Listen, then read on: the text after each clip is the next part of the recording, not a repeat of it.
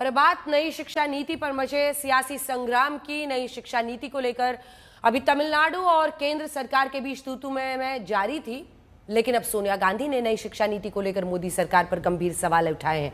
एक लेख में सोनिया गांधी ने लिखा है कि शिक्षा पर सरकारी दादागिरी जारी है, राज्यों के पैसे को रोका जा रहा है, शैक्षिक संस्थानों में आरएसएस के लोगों की भर्ती की जा रही है। यानी सोनिया गांधी ने न्यू एजुकेशन पॉलिसी 2020 पर जबरदस्त प्रहार किया। सोनिया गांधी के प्रहार पर जेपी आपको बताते हैं कि चाहे वो भारतीय जनता पार्टी के तमाम दिग्गज नेता हों, एक के बाद एक सबने क्या पलटवार किया। और ये तस्वीरें नागपुर से, जहां नागपुर में स्थित डॉक्टर हेडगेवार स्मारक समिति राष्ट्रीय स्वयंसेवक। एक दिन पहले पीएम मोदी संघ मुख्यालय पहुंचे, संघ संस्थापक हेडगेवार और गुरु गोलवलकर की समाधि पर नमन किया, मोहन भागवत से मुलाकात की। बतौर पीएम पहली बार मोदी के आरएसएस मुख्यालय जाने की चर्चाएं जोरों पर रही। अब पीएम मोदी के नागपुर दौरे के अगले दिन ही पूर्व कांग्रेस अध्यक्ष सोनिया गांधी के एक लेख पर संघ को लेकर नया सियासी संग्राम छिड़ गया है, क्योंकि अपने लेख में सोनिया गांधी ने नई शिक्षा नीति पर सवाल के साथ साथ देश के तमाम संस्थानों पर आरएसएस के कब्जे का आरोप लगा दिया है। सोनिया गांधी ने अपने लेख में लिखा है कि सरकार को भारत के बच्चों और युवाओं की शिक्षा की कोई परवाह नहीं है। पिछले 10 सालों में केंद्र सरकार का रवैया बताता है कि शिक्षा के क्षेत्र में उसका ध्यान सिर्फ 3 चीजों पर है। ये 3 चीजें हैं: केंद्र सरकार के हाथों में ताकत का जमावड़ा, शिक्षा में निजी कंपनियों को बढ़ावा देने के साथ निवेश को आउटसोर्स करना, और पाठ्य पुस्तकों, पाठ्यक्रम और संस्थानों में सांप्रदायिकता का जहर घोलना। सरकार शिक्षा को लेकर गंभीर नहीं है और न्यू एजुकेशन पॉलिसी 2020 के नाम पर अपनी नीतियों को थोप रही है।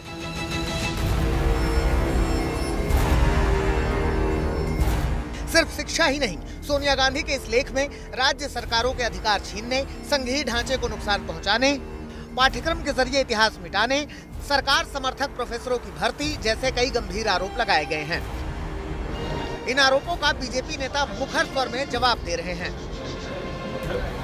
शिक्षा पद्धति में बदलाव करके अगर उसका भारतीयकरण हो रहा है तो इससे किसी को दुख होने का कारण नहीं है। कोई भी जो राष्ट्रभक्त व्यक्ति है वो यही कहेगा कि इसका भारतीयकरण होना चाहिए। मुझे ऐसा लगता है कि सोनिया जी ने इसकी पूरी जानकारी लेनी चाहिए और भारतीयकरण को पूर्ण रूप से सपोर्ट करना चाहिए।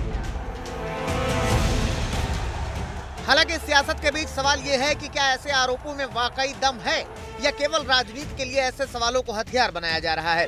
साल 2014 में केंद्र में बीजेपी की सरकार बनने के बाद से संघ का राजनीतिक प्रभाव बढ़ा है। आरएसएस अब तक की अपनी सबसे मजबूत स्थिति में नजर आता है, लिहाजा राजनीति के साथ साथ तमाम संस्थानों में आरएसएस के दखल के आरोप विपक्षी दल लगातार लगाते रहे हैं।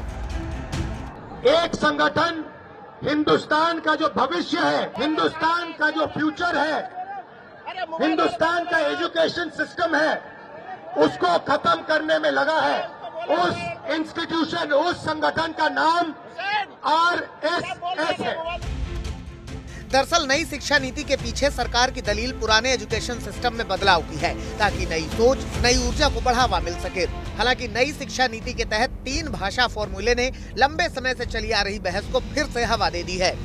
तमिलनाडु ने इस फॉर्मूले को लागू करने से साफ इनकार कर दिया है।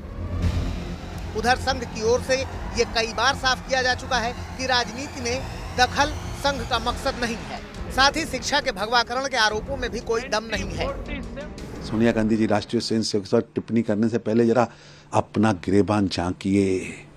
ये इटली का चश्मा उतारेंगे तो आपको ध्यान में आएगा कि नेशन फर्स्ट की सोच को लेकर राष्ट्रीय स्वयंसेवक संघ पिछले 100 वर्षों से राष्ट्रीय चेतना, राष्ट्रीय चरित्र निर्माण, राष्ट्र देवो भव, राष्ट्रीय कार्य जीवन में प्रथम है।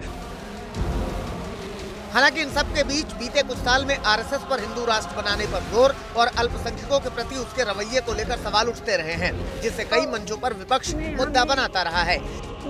ताजा विवाद नई शिक्षा नीति को लेकर है, जिस पर दक्षिण के राज्य तमिलनाडु से जबरदस्त विरोध की आवाज उठ रही है।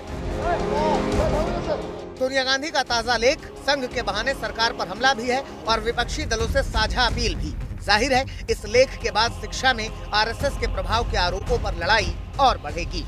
आज तक ब्यूरो।